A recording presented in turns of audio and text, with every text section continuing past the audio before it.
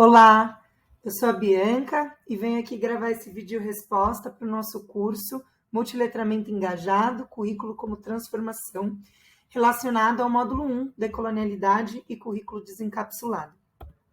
Bom, uma das atividades que foi proposta para vocês era análise de imagens e essa era a primeira imagem. Essa imagem é do uruguaio Joaquim Torres Garcia e o que eu trouxe para a gente comentar um pouquinho foram as suas respostas. Então, eu selecionei algumas das respostas, são muitas e são todas muito interessantes, mas se você passar o olhinho rápido aqui, dá para vocês perceberem que vocês mesmos trouxeram a ideia do norte e do sul global, que é o questionamento que a decolonialidade faz, de tirar o norte desse lugar, desse pedestal, desse único, desse detentor do conhecimento, e que nós, do sul global, somos os subdesenvolvidos. Então, essa ideia dessa imagem, ela suscita exatamente essa inversão do giro decolonial do texto da Balestrin, que é a gente começar a pensar do sul para o sul. Então, ao invés de nos nortearmos, nós vamos sulear, como diria o Paulo Freire. A ideia é exatamente olhar para o sul, nessa perspectiva geopolítica, e lembrando que a decolonialidade, ela não quer trocar o sul pelo norte, porque senão a gente manteria os binarismos do colonialismo. O que a decolonialidade quer é trazer para o debate formas outras de se construir conhecimento, formas outras de se colocar no mundo. A próxima imagem era essa aqui, e a ideia era que vocês relacionassem um pouco mais com o texto América Latina e o Giro Decolonial, da Balestrin. Mais uma vez, eu trago algumas das respostas de vocês, trazendo essa leitura que vocês fizeram das comunidades periféricas, onde a maioria dos que vivem são negros e que são quem morrem mais. Nós vimos isso nessa pandemia. Bom, isso nos leva ao conceito de necropolítica do Bembe, e é uma das pernas da colonialidade, né? O poder decide quem vive e quem morre. Não só quem vive e quem morre de fato, ipsis literis, como nós vimos nessa pandemia, mas também quem vive e quem morre uma morte metafórica, uma morte de conceitos, de epistemes, de crenças. Então, a gente está falando da morte literal, mas também a gente está falando da morte metafórica, dessas decisões tomadas pelo poder, dessa colonialidade do poder. Bom, a última imagem para vocês analisarem era uma tirinha do Armandinho, e a ideia era que relacionassem com o texto da Fernanda Liberali sobre desencapsulação do currículo.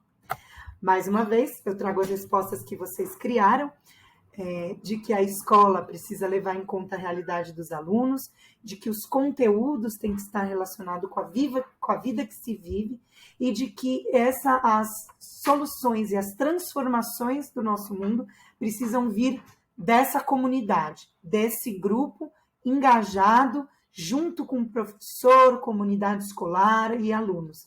A ideia é que nós possamos trazer para a escola a vida que se vive e não mais ignorá-la colocando em caixinhas de conteúdos.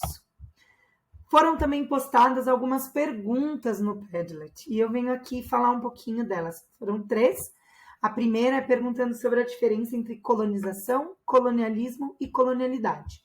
Bom, colonização foi o processo pelo qual os europeus ocuparam os territórios. Então, vou pensar aqui em nós, pensar nos portugueses com o Brasil, em relação ao Brasil.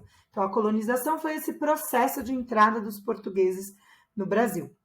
O colonialismo é a decorrência dessa colonização, que é uma estrutura político-administrativa que mantém essa relação metrópole-colônia, que aí a gente vai pensar no Brasil colonial.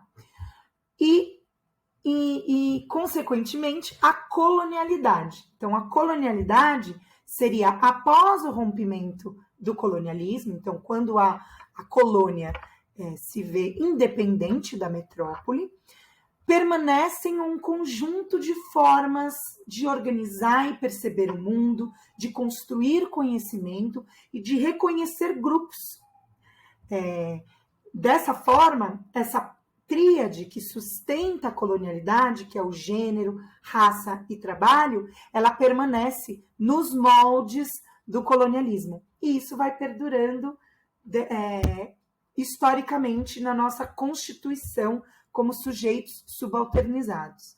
Falando em sujeitos subalternizados, o segundo tópico foi comentar os estudos subalternos. Eles são estudos que visam questionar o colonialismo teórico dos grandes centros, dando voz e lugar àqueles que são silenciados e subalternizados pelo poder hegemônico. Então, ele é um movimento, né, ele é um estudo que se inicia na Índia, na década de 70, e forma-se o grupo de estudos subalternos sul-asiáticos, e alguns dos autores desse grupo seriam Gurra e Spivak. A terceira e última coisa que foi pedida para ser comentada é um trecho do texto da Balestrin, perguntando sobre que afirma que a modernidade é um mito que oculta a colonialidade. Bom, a Balestrin se apoia em Dussel, que fala que esse mito da modernidade ele é um recurso ideológico para fazer da Europa o centro cultural do globo.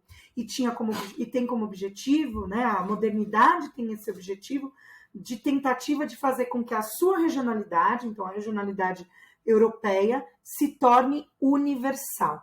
Então, a modernidade é um mito a partir do ponto de vista de que a Europa tem o discurso de que vai modernizar as colônias. Então, com isso, é um pretexto para transformar as colônias à sua imagem.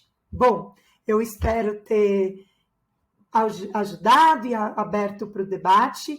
Ficamos esperando respostas, mais perguntas e o diálogo com vocês sempre. Espero que estejam gostando do curso e nos vemos em breve. Tchau, tchau!